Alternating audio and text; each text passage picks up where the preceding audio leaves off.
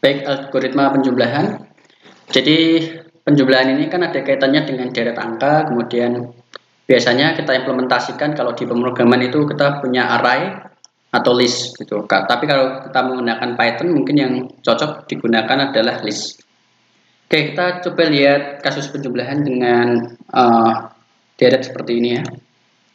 Jadi seandainya kita di sini punya xi itu, kemudian i itu yang akan diulang ya, diiterasi, kemudian setiap elemennya, i elemennya sampai sejumlah n gitu, sejumlah n elemen, maka kita akan melakukan penjumlahan x0 ditambah x1 ditambah x2 dan seterusnya sampai xn.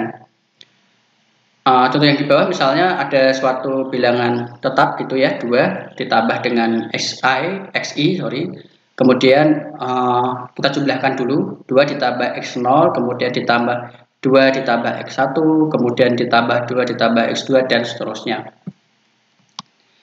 Lalu bagaimana kalau itu merupakan suatu elemen list gitu yang kita ketahui, misalnya di sini ada list x, nilainya adalah 12, 13, 23, 13.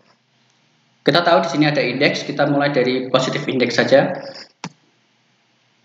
Indeks ke-0 yaitu ada x bernilai 12, indeks 1 itu bernilai 34, indeks kedua itu bernilai 23, indeks ketiga itu bernilai 1, indeks keempat itu bernilai 3. Nah, kalau kita menggunakan rumus matematika biasa, maka kita bisa gunakan penjumlahan itu seperti ini. X0 ditambah X1 ditambah X2 ditambah X3 ditambah X4. Itu secara matematis kita tuliskannya seperti itu. Nah, namun ini tetap ya, jadi sekali lagi inputan yang diberikan user itu kan tidak selalu sudah didefinisikan seperti ini, list X sama dengan 12, 32, 24, kadang dia kan menginputkan sendiri. Berapa banyaknya itu juga terserah oleh usernya tadi, mau dia 10, 100, 1000. Nah, kalau kita seandainya menggunakan assignment biasa atau kita melakukan operasi penjumlahan gitu ya, lalu kita assign ke suatu variabel hasil, katakanlah sum seperti ini. Nah, misalnya. Nah, itu akan sangat panjang sekali. Jadi ini nanti barangkali user itu menginputkan X5. Jadi ada banyak sekali yang diinput sampai sama user itu sampai sejumlah n. Gitu. Nah, tentu saja hal ini akan sangat merepotkan kalau kita menggunakan operasi penjumlahan model seperti ini. Meskipun nilainya juga nanti akan menghasilkan nilai penjumlahan dari yang diharapkan. Kalau ini kan misalnya 12 ditambah 34 ditambah 23 ditambah 1 ditambah 3 itu kan kalau dijumlahkan semua hasilnya 73. Nah, ini cuman 5 elemen saja, totalnya ada 5 elemen. Kalau 1000 berarti kita harus ketik semuanya. Nah, itu akan tidak efisien bagi kita yang mengetik programnya. Efisien di sini kaitannya dengan yang mengetik programnya. Lalu bagaimana untuk algoritmanya? Kita akan belajar dulu dari yang sederhana tadi, yang desain yang keliru ya. Jadi misalnya ada X sejumlah ini, kemudian kita akan lakukan looping ya. Jadi indeks ke ini I adalah indeksnya, dari indeks ke 0 sampai sejumlah dari n ini. Kalau len n ini berarti kan panjang dari list X ini. Len X ini kan berarti panjangnya adalah 1, 2, 3, 4, 5. Berarti ada 5. Jadi 0 sampai 5. Karena di Python itu diimplementasikannya pakai looping for, misalnya for I in range len X kayak gini. By default dia mulai kan dari 0. Setelah itu kita akan coba outputkan langsung print. Nah, ini keliru ya. Kalau seperti ini keliru. Kenapa keliru? Karena ketika kita akan menjumlahkan menggunakan operasi langsung seperti ini, kita tidak perlu untuk melakukan looping sebetulnya. Karena ini sudah dijumlahkan. Kalau seperti ini berarti nanti kan ini dijumlahkan semua. Hasilnya tadi penjumlahannya kan sudah 73. Ini diulang selama 5 kali di sini. Sehingga 73 akan diulang terus menjadi 5 kali outputan, 73 seperti itu. Jadi kalau memang mau seperti ini ya gunakan saja langsung output gitu, nggak usah pakai transversal ini, atau nggak usah pakai looping.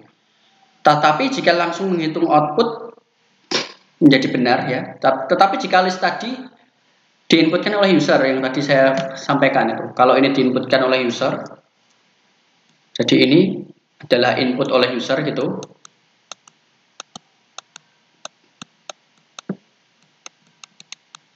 Nah, user itu menginputkan list semacam ini, terus gimana? Apakah harus dihitung manual, dijumlahkan, output seperti ini sampai 1000? Itu kan enggak. Nah, maka dari itu kita coba lihat pelan-pelan. Ide dasarnya adalah kita menggunakan suatu variabel penampung gitu. Kalian boleh kasih nama apa saja, sum atau misalnya s, di sini kita punya s. Nah, variabel penampung ini bagaikan ember itu. Jadi seperti ember yang akan menampung setiap nilainya, nanti ditambah lagi, ditambah lagi, ditambah lagi seperti itu. Berarti ember tadi harus kita inisialisasi dulu dari nilai kosong. Misalnya di sini S itu sama dengan 0, atau kita assign S itu di-assign dengan nilai 0. Setelah itu kita akan melakukan updating pada variabel S ini. Jadi kita akan tadi ngisi air di ember itu. Embernya tetap sama kan? Kita nggak merubah, menjumlahkan atau merubah, memasukkan jadi satu ember-ember yang lain, itu enggak. Jadi kita akan gunakan satu ember untuk menampung beberapa nilai. Katakanlah sini S.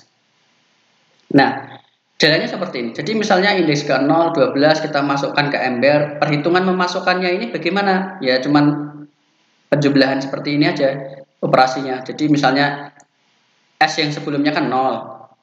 Ya toh, S yang sebelumnya itu ditambah dengan nilai list X indeks ke 0.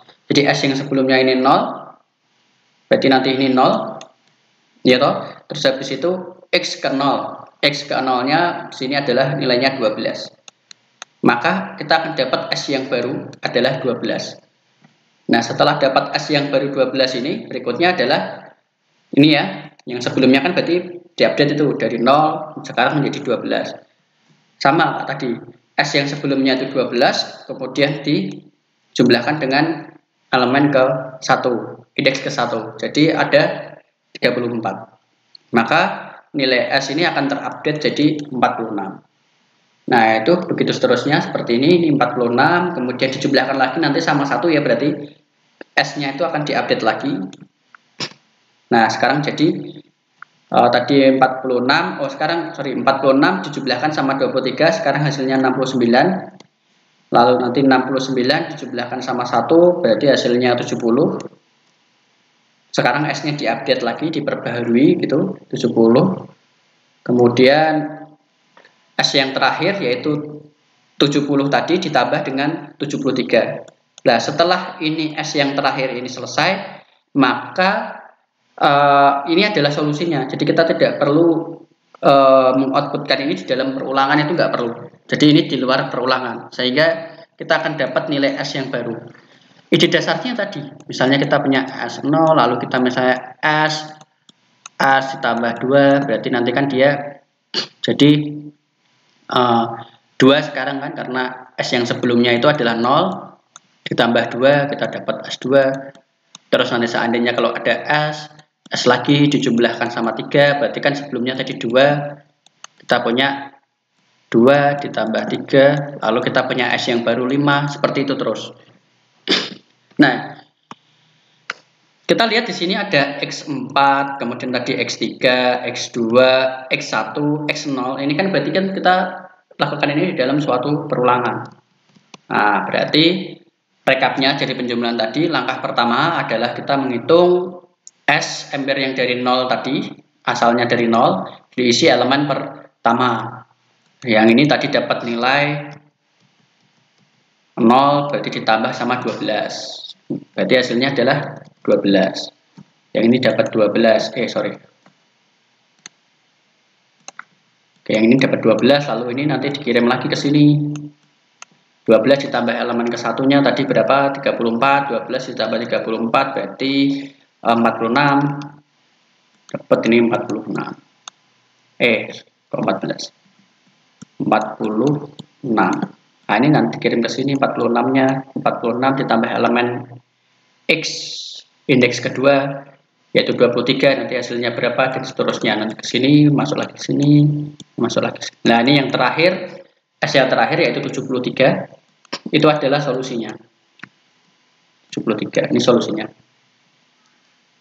Nah, kalau yang warna merah ini kita rubah tadi, berarti kan ini kan katakanlah kita bisa buat ini suatu variabel indeks gitu ya, I, katakanlah I, sehingga ekspresinya itu, ekspresi penjumlahannya itu adalah hanya seperti ini di dalam perulangan.